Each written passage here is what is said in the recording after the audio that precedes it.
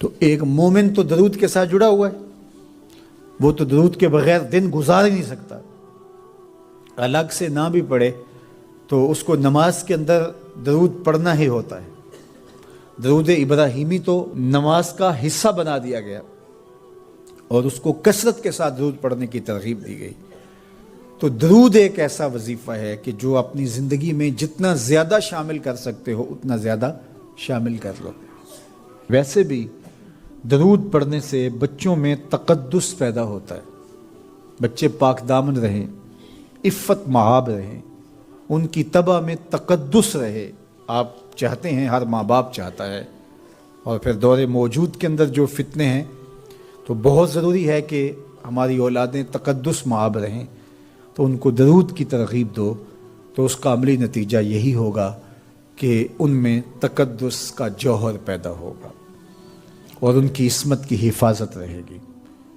اور درود شریف پڑھنے والے بچے اور درود شریف نہ پڑھنے والے بچے دونوں کی عادات میں فرق ہوتا ہے۔ درود پڑھنے والوں کی طبع میں رقت، لطافت، نرمی، محبت، شفقت جیسے جذبات پیدا ہوتے ہیں۔ یہ درود شریف کا عملی نتیجہ ہے۔ بعض لوگوں کو شکایت ہوتی ہے کہ ہمارے بچے بڑے اکھڑ ہیں، بڑے تند مزاج ہیں، بڑے سخت گیر ہیں، تو اس کا علاج کیا ہے؟ تو اس کا علاج یہی ہے کہ ان کو درود کی تسبیح دو۔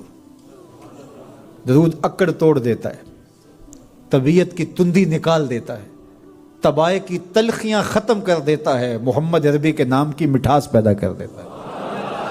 حضور کا نام شہد سے میٹھا ہے، دل آویز ہے، کھنڈ میں اتنی مٹھاس نہیں ہے، شکر اور گڑ میں اتنی مٹھاس نہیں ہے، شہد میں اتنی مٹھاس نہیں ہے، قند اور نبات میں اتنی مٹھاس نہیں ہے جتنی نام محمد میں رکھی گئی۔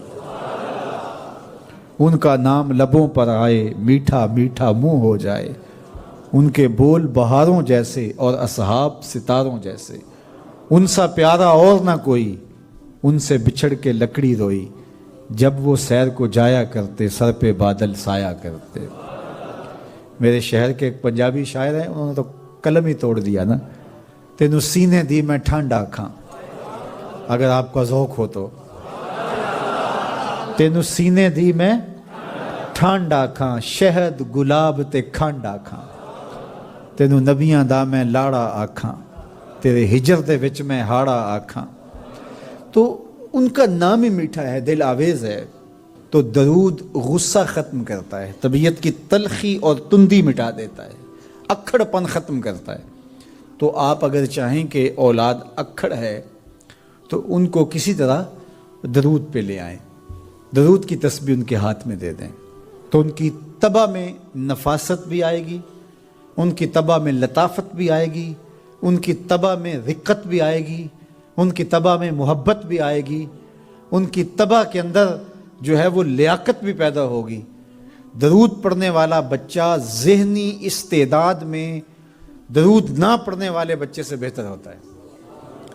یہ بھی آپ تجربہ کر کے دیکھ لیں، دو بچے برابر ذہنی استعداد رکھتے ہوں اور ان میں سے ایک بچہ درود پڑھتا ہو اور ایک درود نہ پڑھتا ہو، تو درود پڑھنے والا بچہ آگے ہوگا۔ یہ درود کی برکتیں ہیں، یہ درود کی رحمتیں ہیں۔ تو درود کثرت سے پڑھنا اپنی اولاد کو سکھائیں گے۔